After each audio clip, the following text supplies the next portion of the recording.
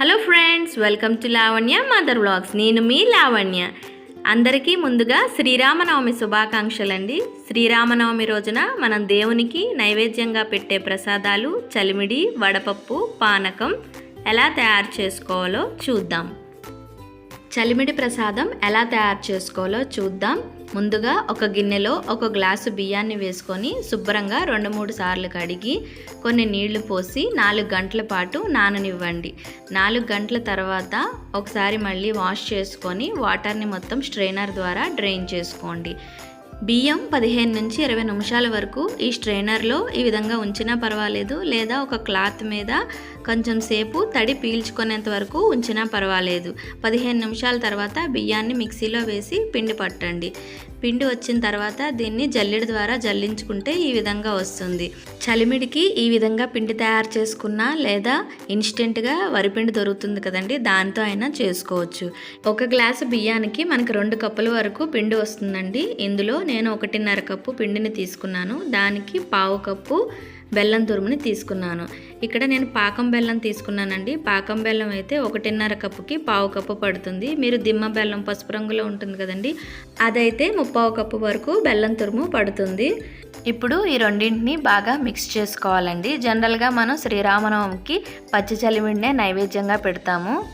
So ఈ చలిమిడి మొత్తం ఇలా కలుపుకున్న తర్వాత ఇందులో ఒక పించు అంటే చిటికెడు ఇలాచీ పొడిని మిక్స్ చేసుకోండి. మిక్స్ చేసుకొని మొత్తం అంతా ఒకసారి కలుపుకొని మనం నైవేద్యం సమర్పించే గిన్నెలో పెట్టుకొని పక్కకు పెట్టుకోండి.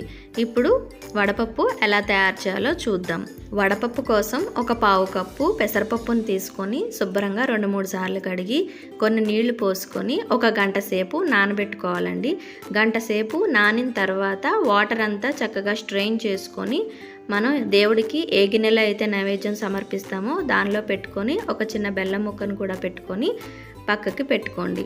ఇప్పుడు పానకం కోసం మరొక గిన్నెని తీసుకొని ఇందులో 1 గ్లాసు వరకు నీళ్లను వేసుకొని 2.5 టేబుల్ స్పూన్ల బెల్లం తురుముని వేసుకోండి. 2.5 టేబుల్ స్పూన్లు కరెక్ట్గా 1 గ్లాసుకి పానకానికి సరిపోతుంది. ఇప్పుడు అంతా కరిగేలాగా స్పూన్తో కలుపుకొని ఒకసారి నలకలు ఏమన్నా ఉంటే కనుక వడకట్టుకోండి.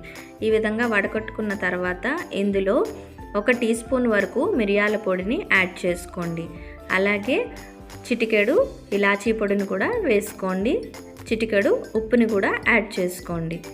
ఇప్పుడు వీటన్నింటినీ శుభ్రంగా మిక్స్ చేసుకొని మనం దేవునికి సమర్పించే గ్లాసులో ఈ పానకాన్ని వేసుకోండి. పానకం కూడా రెడీ అయిపోయింది. చూసారు కదండి, మనం శ్రీరామనవమి రోజున నైవేద్యంగా సమర్పించే ప్రసాదాలు చలిమిడి, వడపప్పు, పానకం. నా వీడియో కనుక మీకు నచ్చినట్లయితే ప్లీజ్ సబ్స్క్రైబ్ చేయండి, లైక్ చేయండి, అలాగే మీ ఫ్రెండ్స్కి, రిలేటివ్స్కి షేర్ చేయండి. అలాగే పక్కనే ఉన్న బెల్ ఐకాన్ని టచ్ చేసి అందులో ఆల్ అనే ఆప్షన్ని సెలెక్ట్ చేస్తే నేను పెట్టే వీడియోస్ యొక్క నోటిఫికేషన్స్ అన్నీ మీకు వస్తాయి. Thank you for watching friends.